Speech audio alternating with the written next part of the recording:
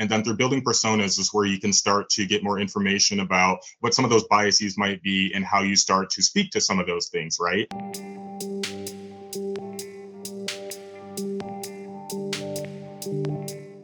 If you don't know how to measure the effectiveness of your brand messaging or your messaging at the end of the day, you don't know what to control, you don't know what to elevate, what to bring down, what to eliminate, or what to add.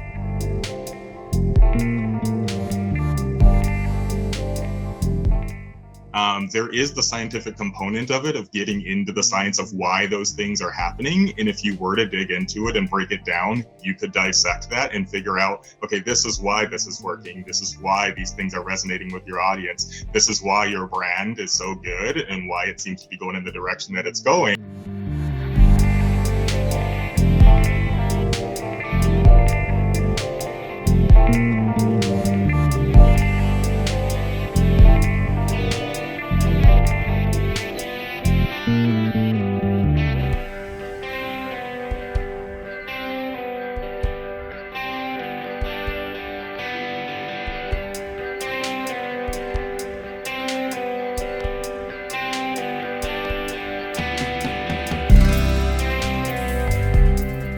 Hi, and thank you for checking out Obehi Podcast.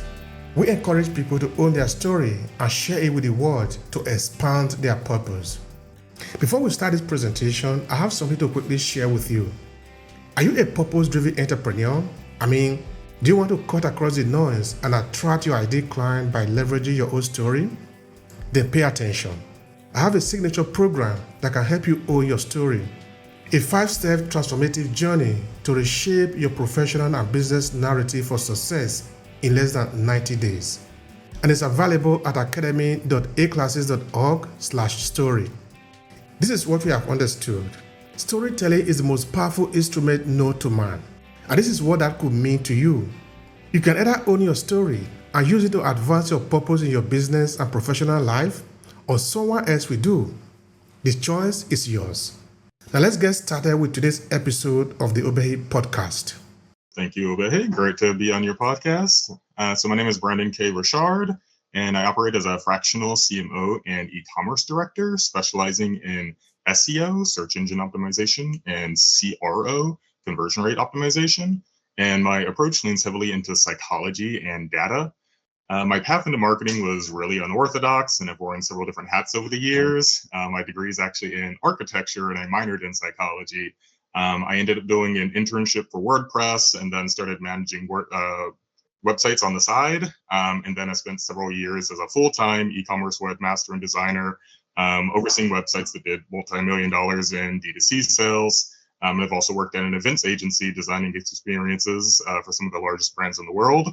And ultimately, I've come to realize that the same thing that attracted me to architecture is the same thing that brought me to marketing. And it's like the mix of left brain and right brain thinking, art and science, and data and creativity. And I found that with branding and marketing, ultimately, it just comes down to understanding people and psychology. That is lovely. I love that. I'm really very happy for the conversation of the day, because we're going to be talking about the psychology of branding and marketing. That is a powerful conversation. A lot of people are really will have a lot of value in that. But anyway, before we get into that just now, let's talk a little bit about you, Richard. So what do you remember of your early years? Where did you grow up? Tell us a bit about yourself as you were growing up. Yeah, so I grew up military family, so I kind of bounced around all over.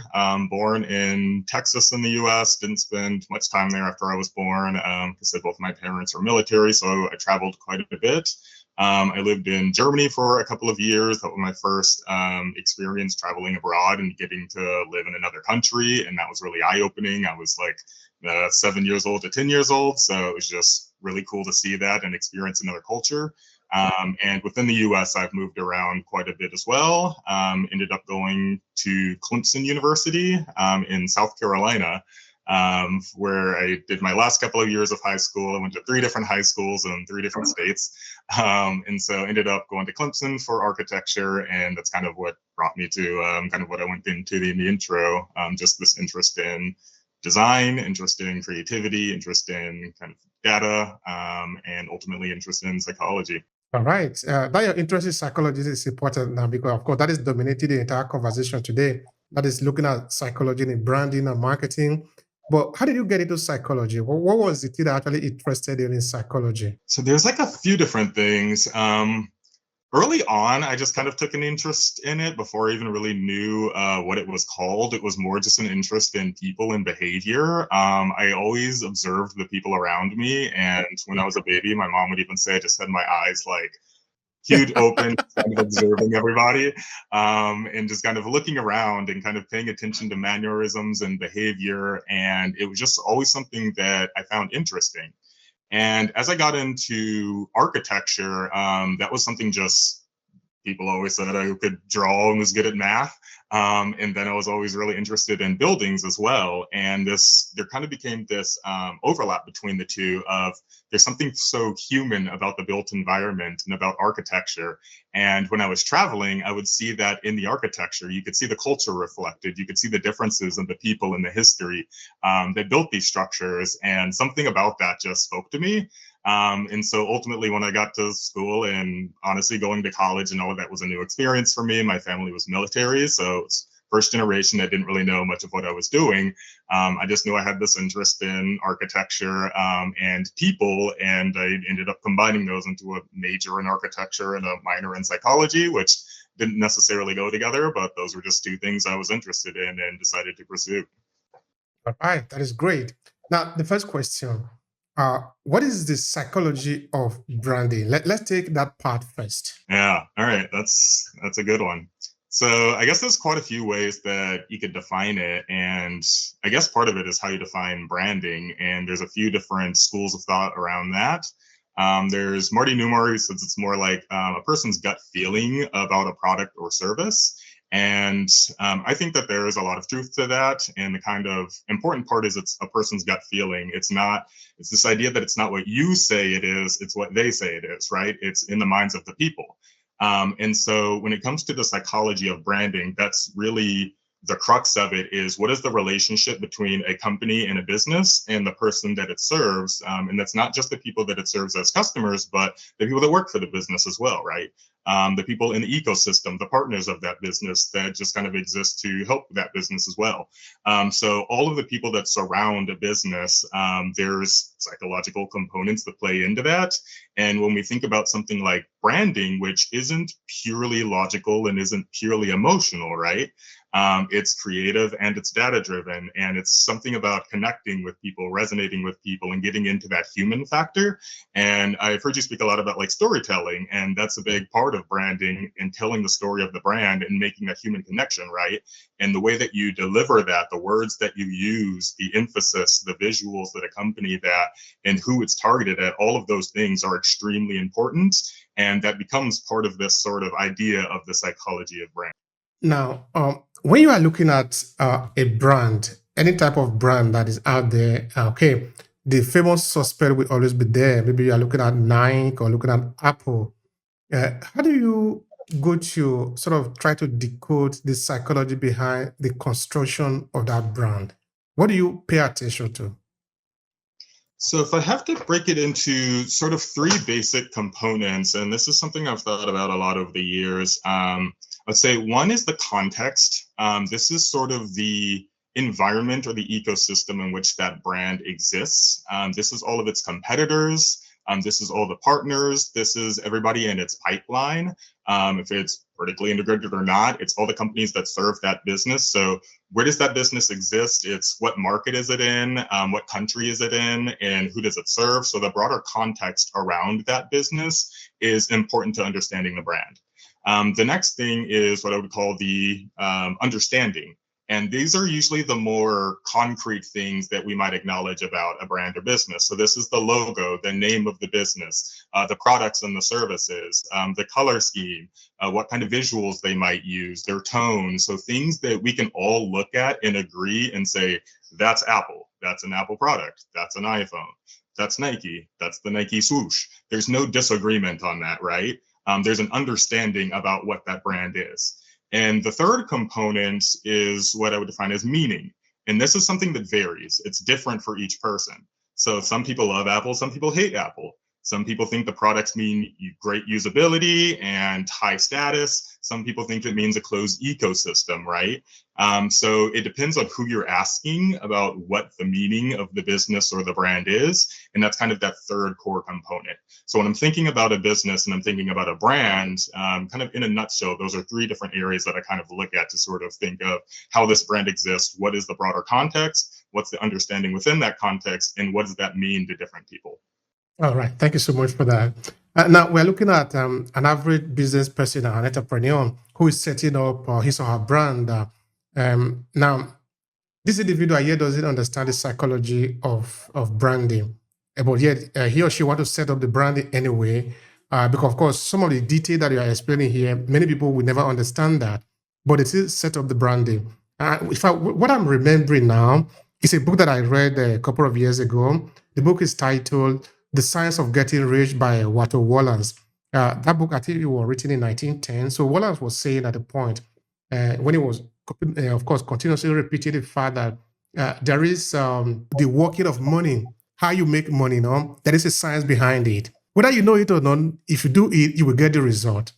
Which is now to say, of course, another way to look at it is you don't need to understand what is gravity. It's going to act on you anyway.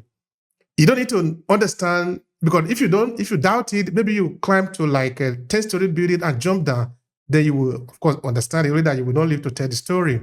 You don't need to understand what is the functioning of electricity. If you put your hands on it, you will learn. So what I'm essentially saying there is that there are some people who are not able to understand the nitty-gritty of the psychology of the branding, but are they still able to do the branding anyway? What do you say of that? I would say that absolutely makes sense. And I guess this is another popular term, that branding happens whether you want it to or not. It's not a process you actually control, but you can have influence over it. And there's definitely people that just intrinsically understand their market. They intrinsically understand their audience. And if you ask them what they're doing, they wouldn't be able to describe it to you, but whatever they're doing it well. And that's still branding.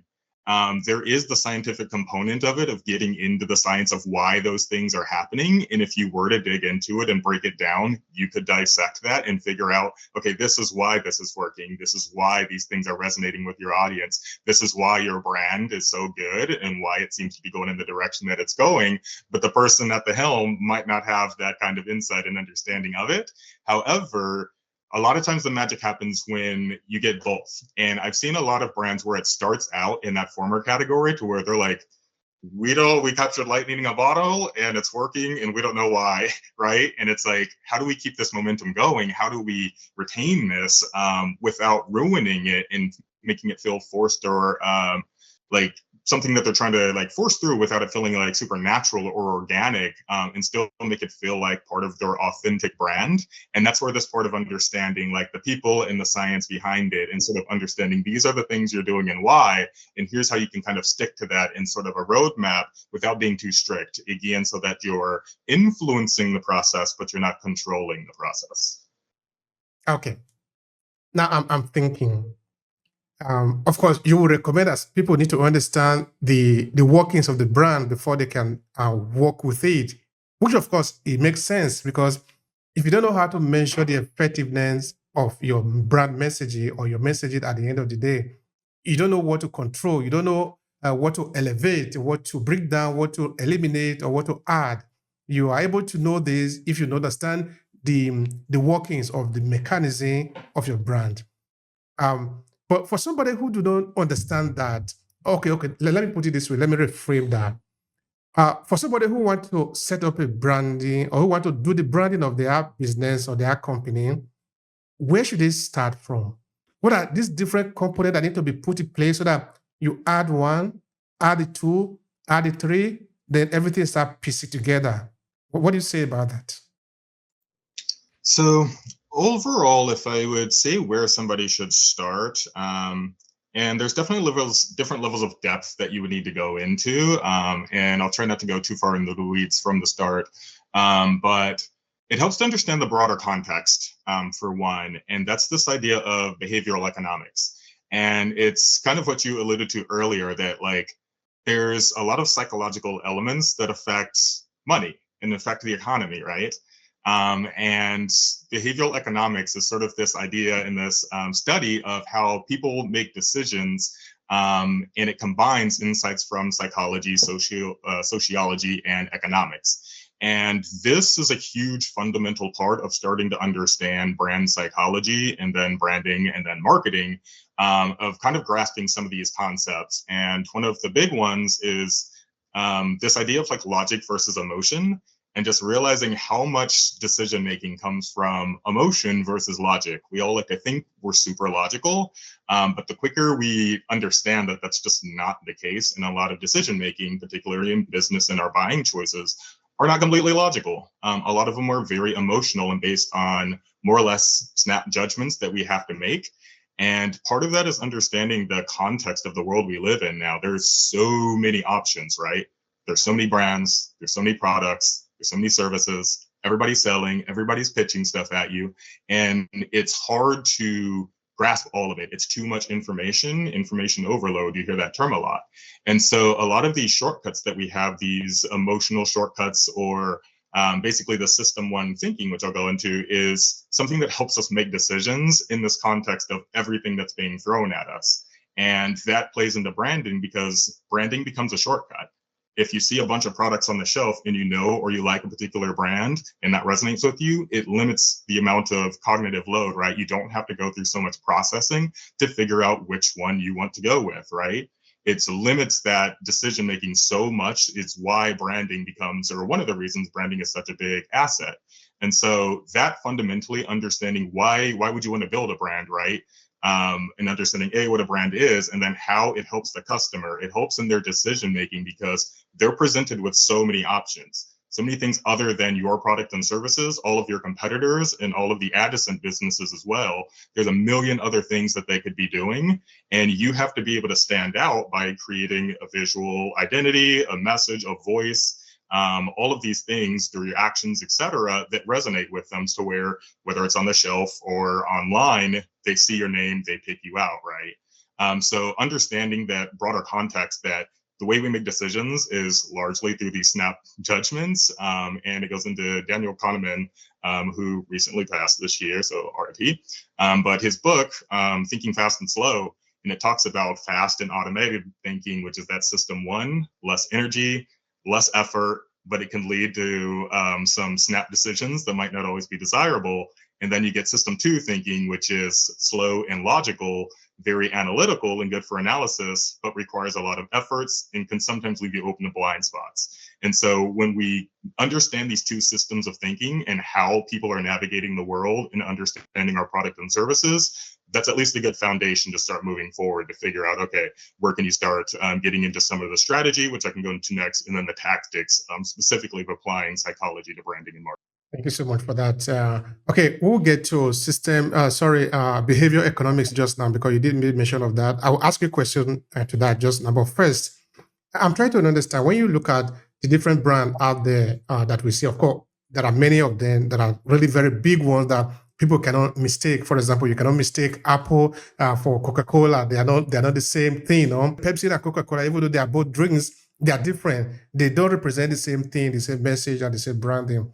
So I'm trying to see which of the brands out there actually influence you the more as a person. Influence me personally? Yeah, personally, yeah.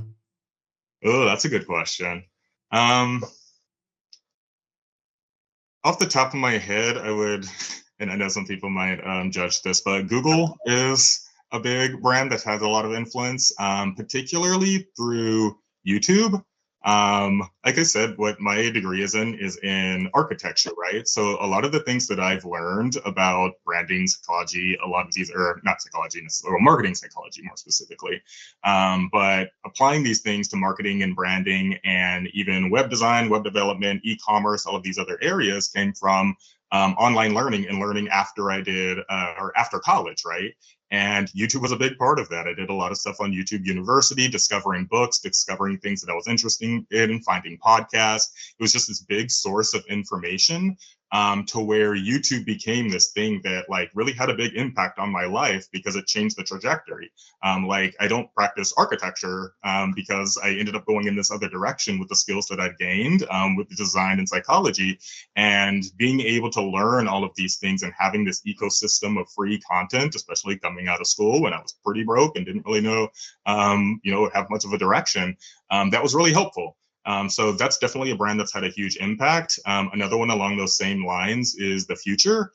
Chris Do, he's got a big presence on LinkedIn, and it was cool to see him, I guess, before he had the 400, 500,000 followers that he has now. But originally it was like The School, and it was this little YouTube channel that I came across. And it was specifically focused on like branding and design and marketing and like learning those things outside of, the traditional college environment. And that was just huge for me. It was the access to that. It was just, I loved it. It was something that I just kind of became addicted to. A lot of the books that I've read, a lot of the ones that I'm talking about now came from Chris Do and what he built with What's Now The Future. So that's another brand that's just had a massive impact on my life.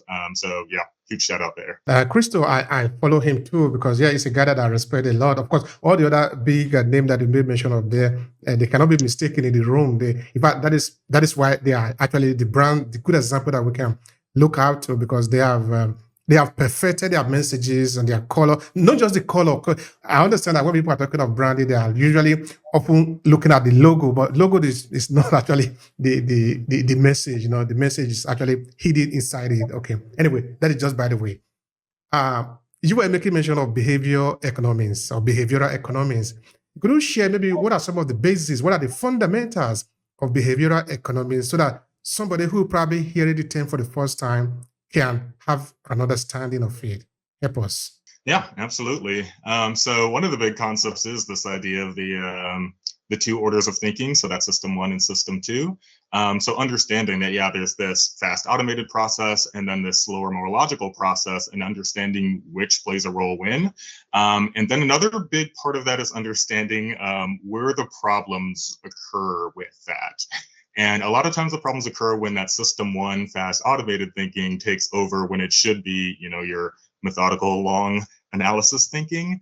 And that can be problematic, but the opposite can happen as well. Sometimes we get too analytical and it ends up being like analysis paralysis, and we need some kind of shortcut to be able to get us out of that. So that is kind of a fundamental element of understanding like how psychology kind of influences economics, and B, like how we make decisions in the broader context, and both how psychology and also sociology, so social norms and things like that, affect our decisions as well. Another big part of it that you might hear a lot about, and I see a lot of things on LinkedIn just posting content about, is biases. And understanding biases is a big part of understanding behavioral economics and starting to get into the application and more fundamental elements of it that we can start to apply to branding and marketing. One of those biases, and I won't spend too much time on this stuff, is like loss aversion. And so this is something that we've all experienced, but we might not know that we're experiencing it.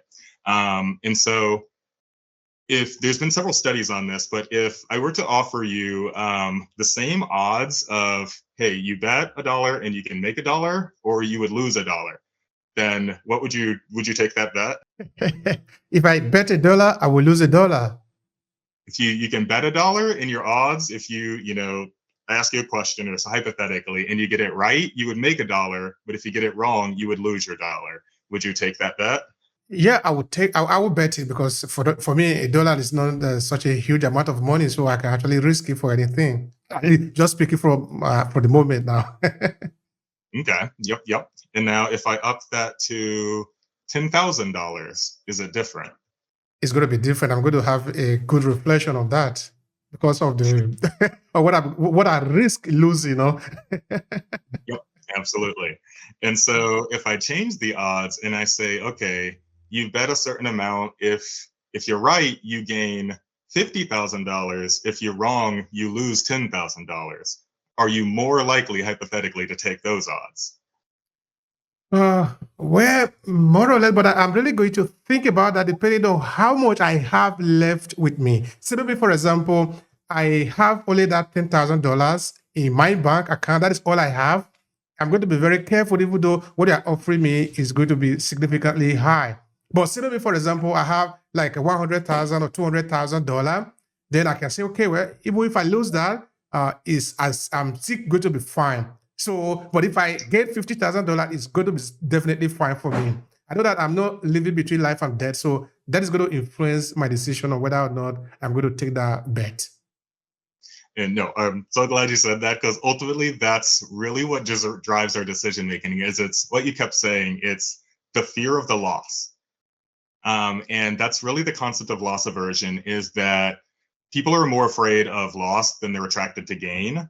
And in those situations of the odds, typically the gain has to be at least twice as much as the loss in order for people to consider it.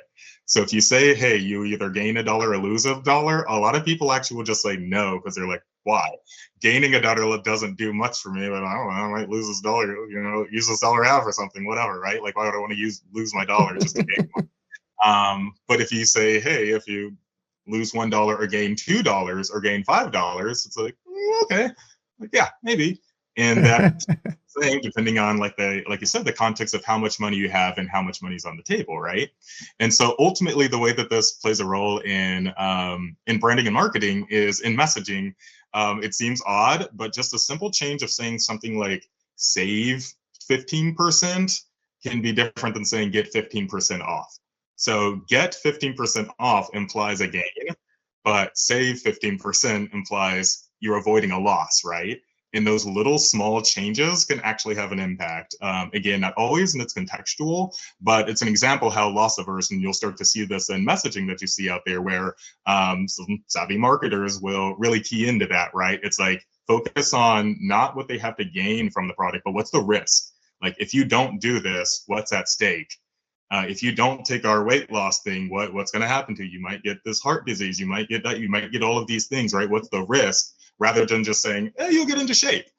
Like, that's less attractive than people than all these scary theory loss things, right? So it's not even just monetary. So that plays a huge role in basically, again, behavioral economics and how we navigate the world. And that's just like one of those biases. Another common one is confirmation bias. So we tend to seek out and shape data to fit our existing points of view in the ways that we currently think, right?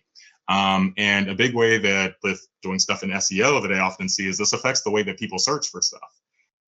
So if you phrase your keywords and your topics in a certain way, you'll only get people who are searching for it in that specific way. Like, if they already understand a certain solution type, if they're coming from a certain mindset, if they're aware of certain competitors, if they're aware of certain products, they're going to search for things in a different way than people who are unaware of those things. And it's the same for information. So educational articles, informational articles, things like that, depending on what audience you want to go for, that really depends on what keywords you're actually going to use for that specific topic, because people are going to search for it in a different way, and they're going to basically confirm what they already know. This is also true just in terms of the languages that they use. So there's like a big thing, and then we can get into more later, but like sneakers versus tennis shoes. And Nike did this big thing with this international like campaign of how they were using it on their sites, and basically found that people are going to search the way that they already kind of lean into, right? And so if they already have this perception, and this is where branding comes in as well, people would actually search for sometimes the brand name like Nike or Kleenex, instead of like tissue or tennis shoes.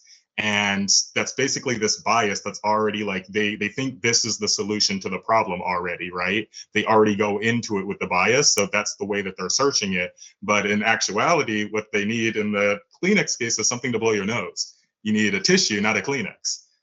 In the Nike case, you need shoes, you don't need Nikes, right?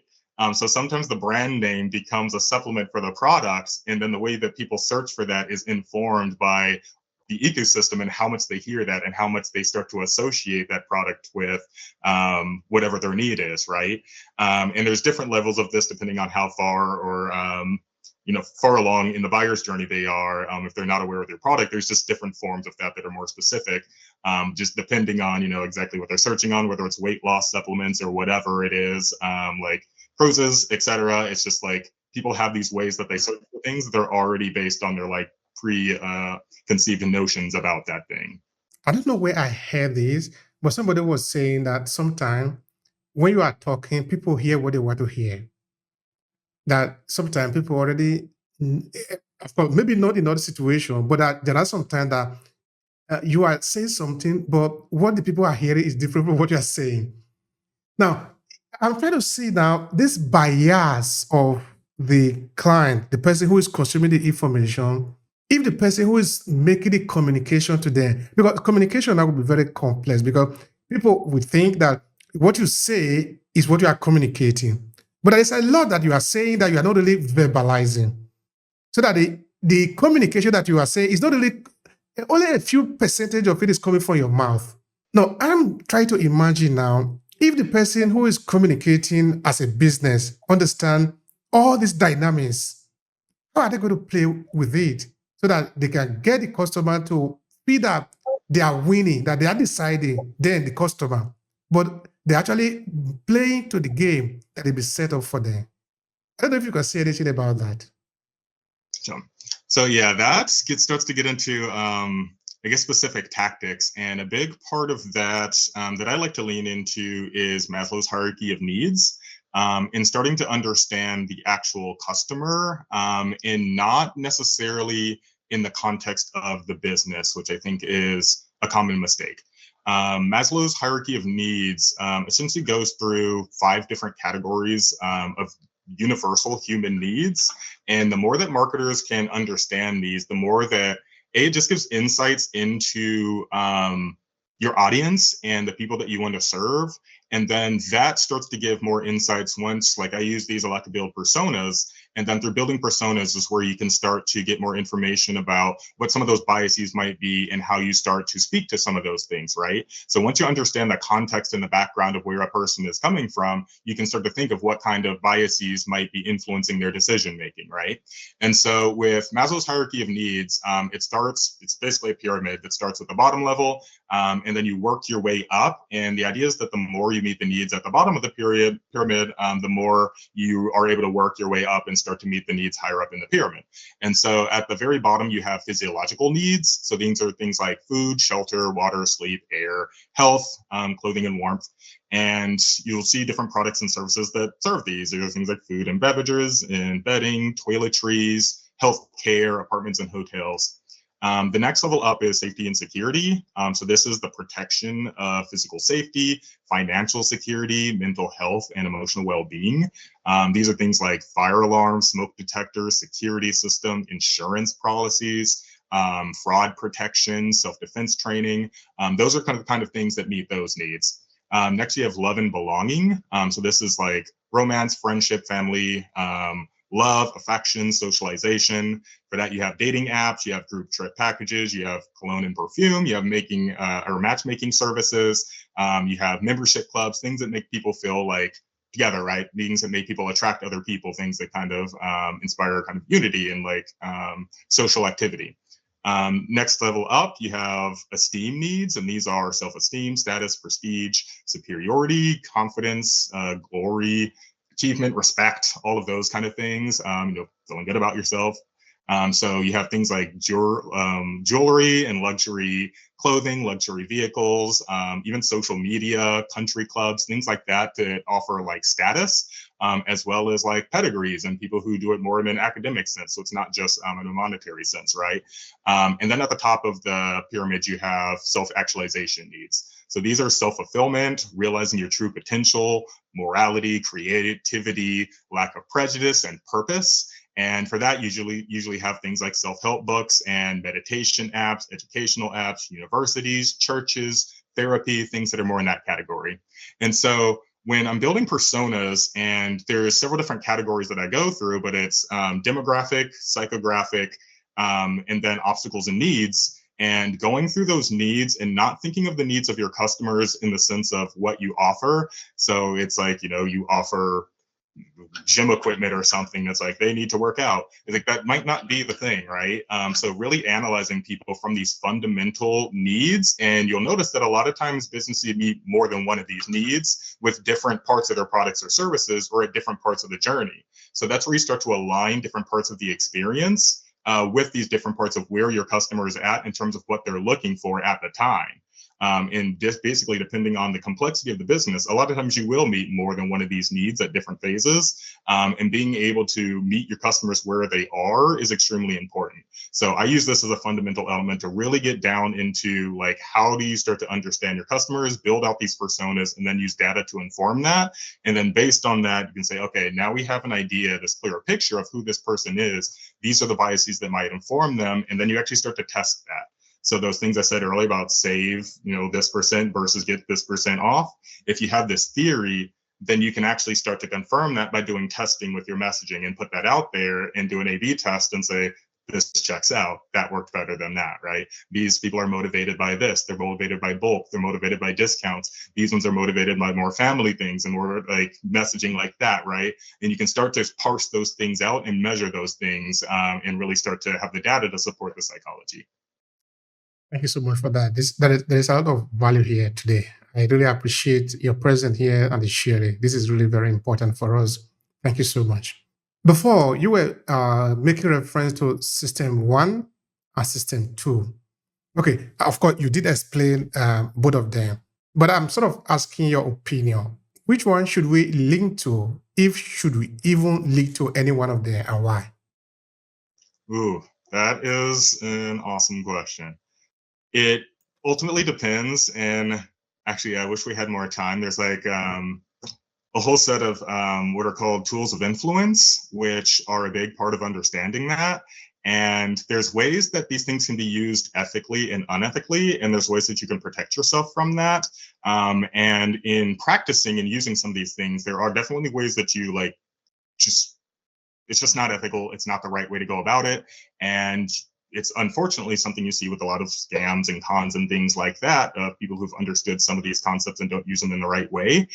Because if you don't, it's basically kind of what I went back to earlier. If you rely on the wrong system in the wrong situation, then that's where problems arise. And so there really isn't a right answer about when to use which necessarily. There's no like full rule of thumb. It kind of depends on the situation you're in and what you're being presented.